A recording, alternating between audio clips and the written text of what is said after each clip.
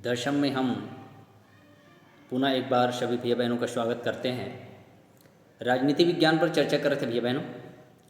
राजनीति विज्ञान में भारत के संविधान का निर्माण, पिछले 2 वीडियो में मैंने आपको बताया कि भारत के संविधान को बनाने में कैसी कैसी परिस्थितियां निर्मित हुई और उसके लिए कितना लंबा समय, अर्थात 1947 में आज़ादी मिली और 26 जनवरी सन 1950 को हमारे देश का संविधान बन करके लागू हुआ।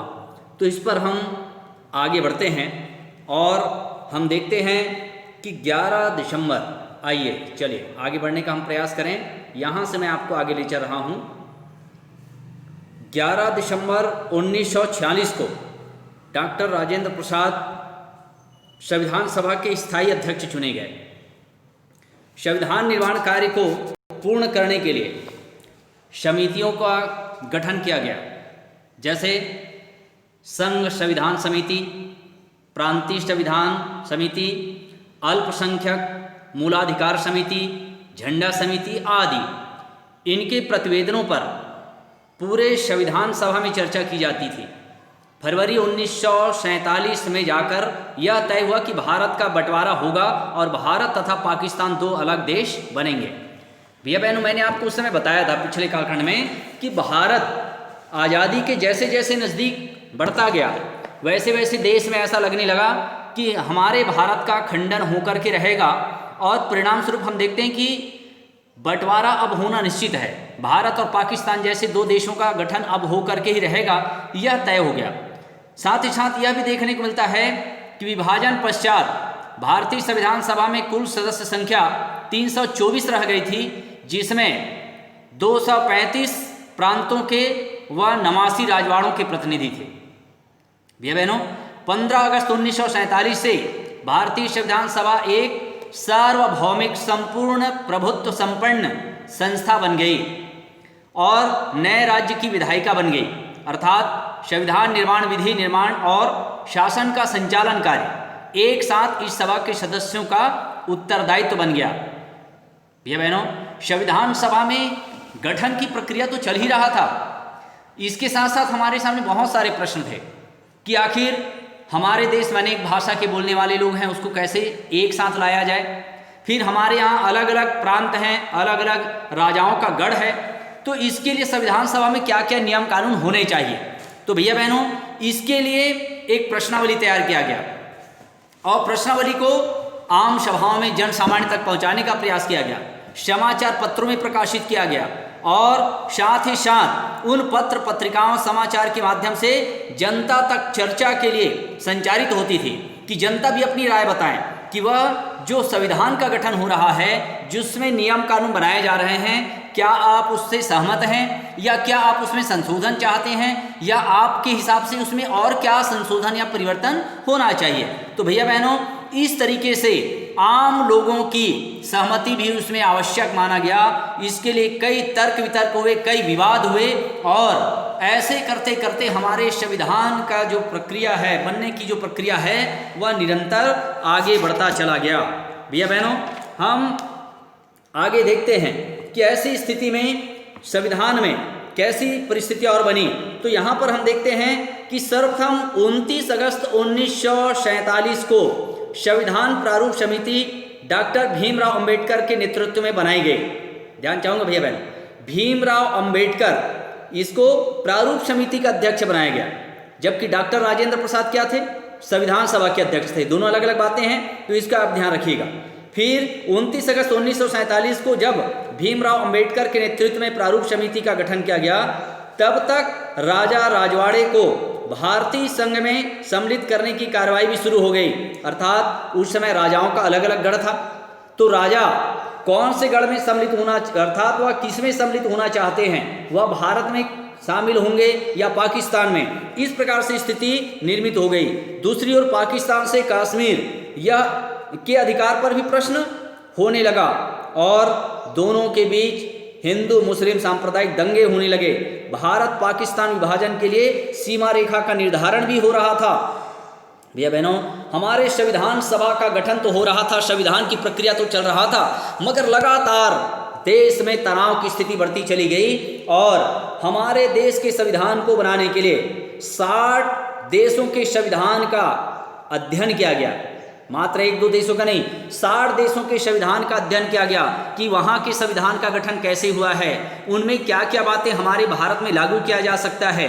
हम अपने संविधान को जब बनाएं तो इसमें यहाँ की आम लोगों की भी राय को जानने का प्रयास किया गया, उनकी सहमति, लोगों की सहमति का भी ध्यान रखा गया। और इसमें कई समाचार पत्रों में, पत्र पत्रिका में जब प्रकाशित किया गया तो उसमें सभी प्रकार की टिप्पणी, सुझाव, आलोचनाएं आम आदमी से भी मांगी गई कि आपको भी इसका अधिकार है कि आप आलोचना कर सकते हैं, टिप्पणी कर सकते हैं या अपना सुझाव दे सकते हैं। तो भैया बहनों विचार करिए कितना कठिन रहा हमारे देश के संविधान निर्माण की प्रक्रिया। और इसके लिए हम देखते हैं, यहाँ पर देखिएगा नीचे संविधान सभा वाद विवाद दिख रहा होगा आपको। मौलिक अधिकार समिति के प्रस्ताव पर संविधान सभा में चर्चा मंगलवार 29 अप्रैल 1947।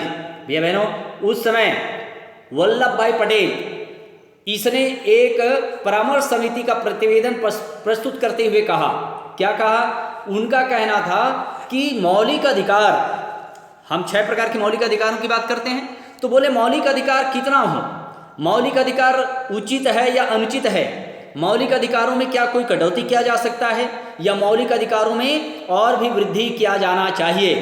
इस प्रकार से सभी लोगों से परामर्श किया गया, क्या उसका आलोचना किया जा सकता है या उसमें आप सुझाव दे सकते हैं या संशोधन निरस्त करने का सुझाव देने का अधिकार था।